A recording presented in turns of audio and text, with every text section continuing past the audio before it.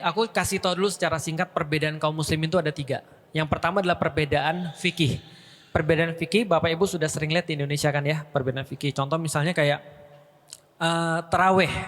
Terawih ada yang 11 rokaat, ada yang 23 rokaat. Itu perbedaan fikih dan itu biasa. Dan insya Allah para guru-guru yang hadir di sini itu semuanya mengajarkan bahwasanya kalau berbeda secara fikih itu biasa dan normal. Paham ya? Itu yang pertama. Yang kedua adalah perbedaan politik.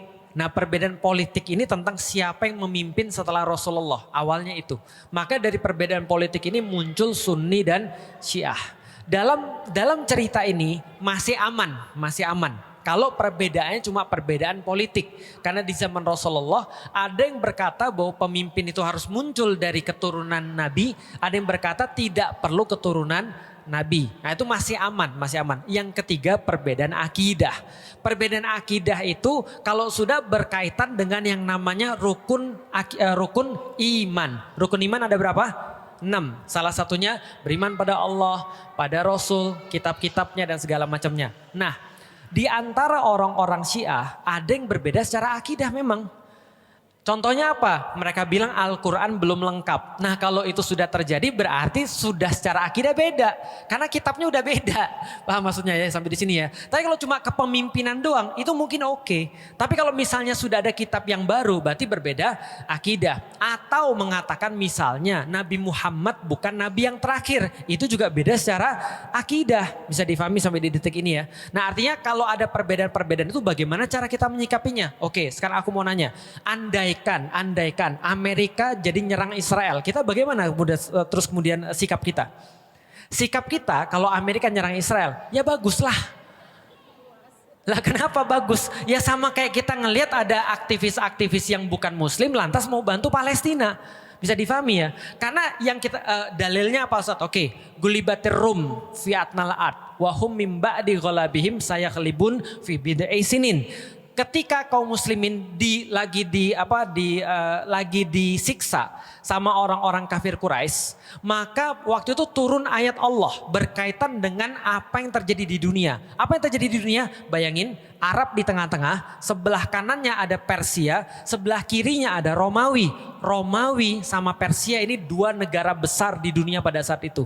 Perang mereka. Ketika perang maka orang-orang kafir Quraisy berkata Romawi pasti kalah. Terus dia nunjuk muslim kayak lu pada semuanya tuh. Lu semuanya kan pada percaya bahwa ada kitab yang turun dari langit. Ada malaikat.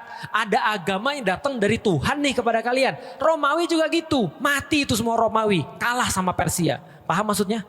Di titik ini orang-orang kafir Quraisy menyamakan mereka dengan Persia dan umat muslim dengan Romawi. Maka ketika ditanyakan pada Rasulullah Shallallahu Alaihi Wasallam, maka Rasul menjawab ketika turun ayat gulibatir rum akan dikalahkan orang-orang Romawi fi atnal ard di tempat yang paling rendah. Wahum mim ba'di ghalabihim sayaghlibun fi bid'i sinin. Dan setelah mereka kalah akan menang kembali dalam waktu dekat. Berarti yang menang siapa? Romawi. Di dalam Al-Quran dikatakan dan hari itu bergembiralah orang-orang muslim. Pertanyaannya, kenapa orang muslim gembira? Karena Romawi menang? Bukan. Orang muslim gembira karena mereka membuktikan kafir Quraisy salah. Paham sampai di sini? Artinya mereka bukan memihak salah satu, tapi mereka melihat kepentingan mereka kayak apa.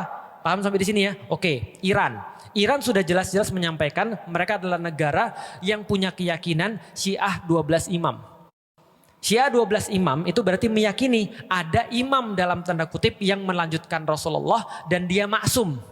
Jelas ya? Dan itu bukan akidah kita. Jelas ya?